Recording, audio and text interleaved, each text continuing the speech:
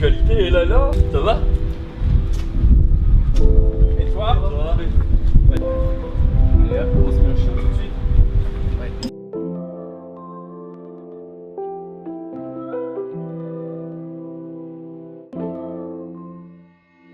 C'est un pêcheur de bar qui a fait un leurre pour la truite, quoi. Non, mais à l'origine, c'était développé pour les poissons à dents. Hein. C'est vrai que j'adore la pêche à la truite. T'as quand même une approche un peu comme la pêche du bar, tu vois, dans les grosses veines de courant. T'as une lecture de l'eau, tu sais qu'elles sont là. Et puis il faut réussir à trouver la technique pour la pêcher. Et donc, mais ici chez nous, à la Pointe Bretagne, on n'a pas des rivières avec des gros spécimens, donc on pêchait avec Black Minnow des petites tailles. Mais tu vois vraiment la limite et t'as une frustration à la fin de la journée et t'as pris 20 cartouches, t'as pas piqué un poisson. Et donc il fallait vraiment que je trouve une solution, une alternative au leurre souple. Mais je te dis, avec une utilisation qui est un leurre dur, mais avec une utilisation qui s'apparente au leurre souple. On savait qu'on cherchait quelque chose pour les poissons à dents, pour que quand elles le prennent, les dents glissent et puis qu'on puisse piquer le poisson. Et on voulait un comportement qui soit un peu comme un leurre souple, avec la nageoire, ça nage à la descente et tout ça. Mais on ne savait pas vraiment comment l'utiliser.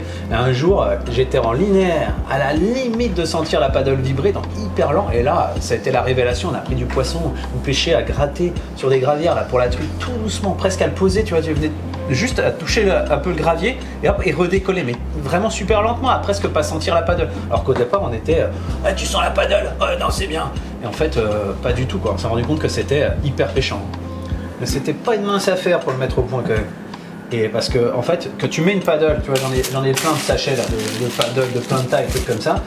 Quand tu mets une paddle derrière un truc, tu tends le leurre et du coup il bouge plus, quoi. Tu as la paddle qui vibre et la partie avant ne bouge pas.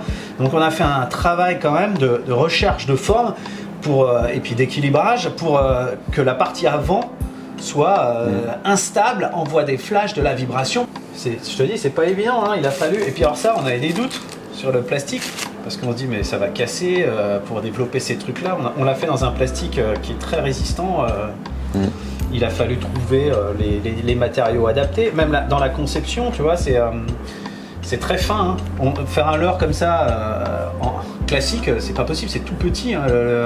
La technologie, enfin la façon de le fabriquer est pas commune au leurre dur, quoi. Puis à côté de ça, c'est quand même un leurre super simple à utiliser parce que ça s'utilise en gros comme une cuillère, quoi. Tu lances, tu ramènes, tu le laisses descendre un peu. À la différence de la cuillère, c'est qu'il va nager à la descente, il va nager tout le temps. Donc tout de suite en action. Et ça qui est génial, c'est que la cuillère, c'est quand même une vitesse de récupération, alors que là, tu peux faire des pauses. Tu sais qu'à la descente, il va nager. Tu peux accélérer.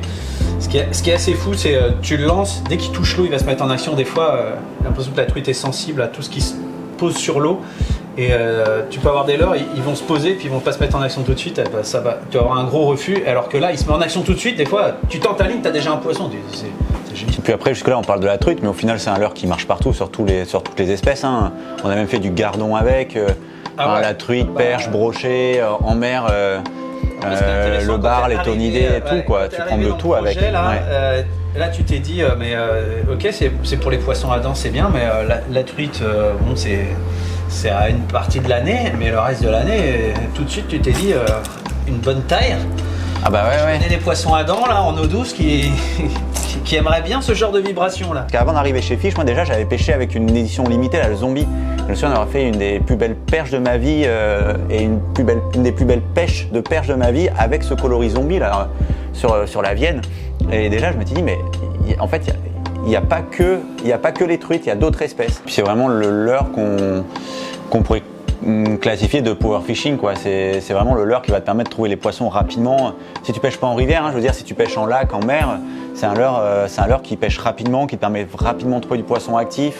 Et là-dessus c'est plutôt confortable, hein. D'ailleurs toi c'est comme ça que tu pêches la bonite, hein. C'est ton leurre à bonite, quoi. Et puis d'ailleurs sa réputation pour la bonite et en Bretagne elle commence à être assez énorme, hein. Puis sans parler là de déjà cet engouement qu'on a en interne sur le PowerTail, sur l'extension des gammes, sur l'interdiction du plomb qui arrive, sur toutes les connaissances qu'on a acquis là sur les hameçons, sur ce qui fait un bon hameçon. Ah voilà, la famille PowerTail elle va grandir dans les années à venir, ça va exploser là. Vous allez le voir partout. Ouais, parce que le concept est vraiment efficace, ludique. Il y a de quoi s'amuser.